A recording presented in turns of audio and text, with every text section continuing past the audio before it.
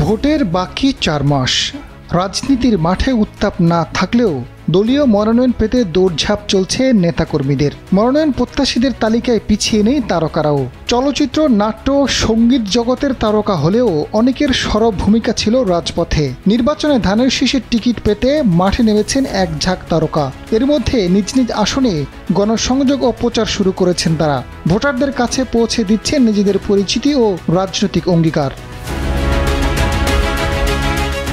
যোগ্যতা অনুসারে বিভিন্ন শ্রেণী-পেশার লোকজনকে বিএনপি মূল্যায়ন করবে বলে জানিয়েছেন দলটির শীর্ষ নেতারা।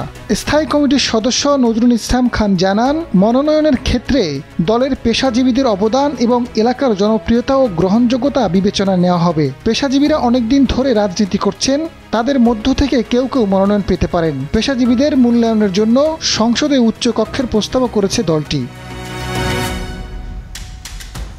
ধানের শীষের মনোনয়ন প্রত্যাশী তারকাদের মধ্যে রয়েছেন কণ্ঠশিল্পী, চলচ্চিত্র প্রযোজক, চিত্রনায়ক ও নায়িকা সহ বিএনপির সামাজিক ও সাংস্কৃতিক সংগঠন জাসাসের অনেক পরিচিত মুখ। সিরাজগঞ্জ 1 আসনে একক আধিপত্য ছিল আওয়ামী লীগের।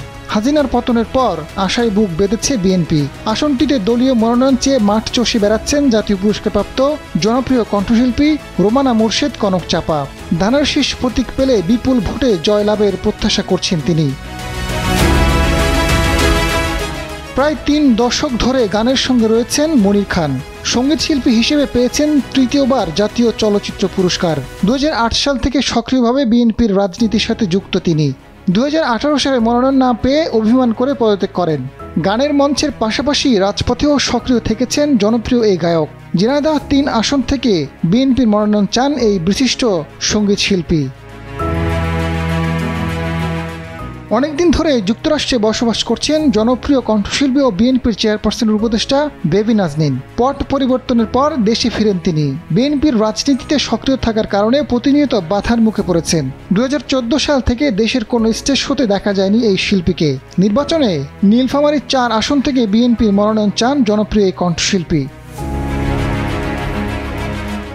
এছাড়া কুমিল্লা থেকে বিএনপির মনোনয়ন প্রত্যাশী জনপ্রিয় কণ্ঠশিল্পী ও বিসিবি পরিচালক আসিফ আকবর। চাপাই নবাবগঞ্জ থেকে মনোনয়ন চান খল অভিনেতা শিবা শানু। সিলেট 6 আসনে অভিনেতা ও জাসাস নেতা হেলাল খান। ঢাকা 4 থেকে জাসাসের সাবেক সভাপতি, চিত্র প্রযোজক এম.এ. মালেক মনোনয়ন চান। মুন্সিগঞ্জ 2 থেকে অভিনেতা বাবুল আহমেদ, তিনি জাসাসের সাবেক সাধারণ সম্পাদক। চিত্রনায়িকা শাহরিয়ার ইসলাম শায়লা ফরিদপুর 4 আসন থেকে বিএনপির মনোনয়ন চান। আজাদ ফারুক, ডেস্ক রিপোর্ট, সময়ের আলো।